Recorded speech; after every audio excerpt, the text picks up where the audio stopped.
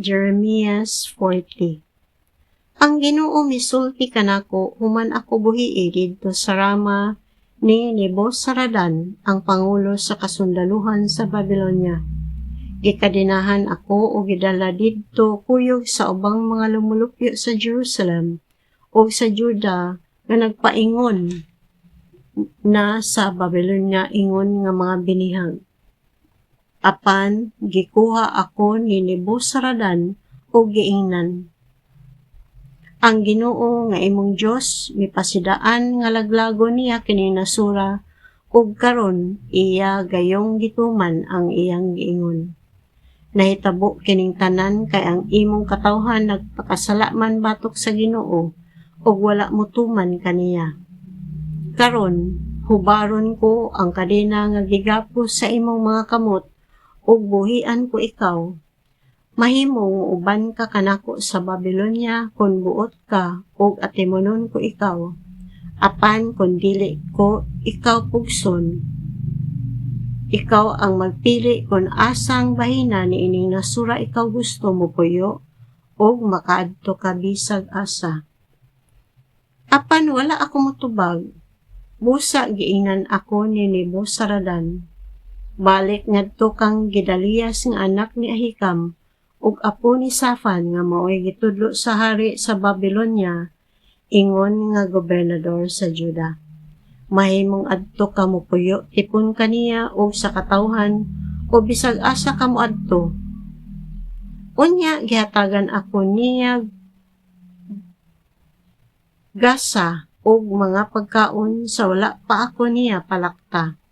Ako miadto og mitipon kang Gedalias didto sa Mispa uban sa katawhan nga wala bihaga. May pipila ka opisyal ug mga sundalo sa Juda nga wala moampo. Nakabalita sila nga ang hari sa Babilonya nagtudlo sa anak ni Ahikam nga si Gedalias ingon nga gobernador sa Juda ug maoy gitugyanan sa pagdumala ni atong tanan nga wala bihaga ngadto sa Babilonya. Mao kini ang mga tawo nga kabus kaayo. Busa si Ismael nga anak ni Netanias, si Johanan nga anak ni Karia, si Siraias nga anak ni Tanhumet, ingon man ang mga anak ni Ifai nga taga Netofa, o si Jesonias nga taga Maaka miadto kang Gedalias didto sa Mispa uban sa ilang mga sakop.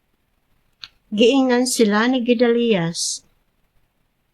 Ipasalig ko kaninyo nga dili kamo angay mahadlok nga moampo sa kasundaluhan sa Babilonya. Puyo kamo dinhi ni ining yutaa aron mag-alagad kamo sa hari sa Babilonya ug wala gayoy daotan nga mahitabo kaninyo. Ako mismo anhi magpuyo sa Mispa ug ako'y mga tubang alang kaninyo inig-anhi sa mga sundalo sa Babilonya.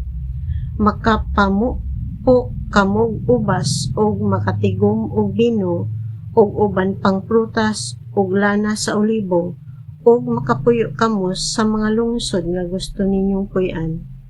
Ang tanang Hodeo nga didto magpuyo sa Moab, sa Amon, sa Idumea ug sa ubang kanasuran nakabalita nga gitugutan sa hari sa Babilonya sa pagpuyo sa Juda ang mga Hodeo nga si Gedalias maoy gitudlo nga gobernador. Busa na miya ang mga Hodeo sa mga dapit diin sila nagpuyo og na mauli sila sa Juda. Miadto sila kang Gedalias sa Mispa og nanguha silang daghang ubas aron himuong bino. Nanguha usab silag uban pang prutas. Human ini si Johanan nga anak ni Karia ug ang mga pangulo sa mga sundalo nga wala moampo sa kasundaluhan sa Babilonya, miadto kang Gedalias sa Mispa ug miingon sila kaniya. Wala kabay di ay mahibalo nga ang hari sa Amon nga si Baalis nagsugo kang Ismael nga anak ni Netanias sa pag-anhi aron pagpatay kanimo? Apan wala siya motuo niini. Unya misikreto si Johanan sa pag-ingon kang Gedalias. tuguti ako sa pagpatay kang Ismael ug walay masayod niini. Nganong hatagan mo man siyag higayon sa pagpatay kanimo? Kana makapatibulaag lamang sa tanang Hudiyo nga mipuyo tipon kanimo ug makahimog dakong kadaot sa tanan nga nahibilin sa Juda. Apan mitubag si Gedalias, ayaw kana buhata, dili tinuod ang imong giingon, bahin kang Ismael.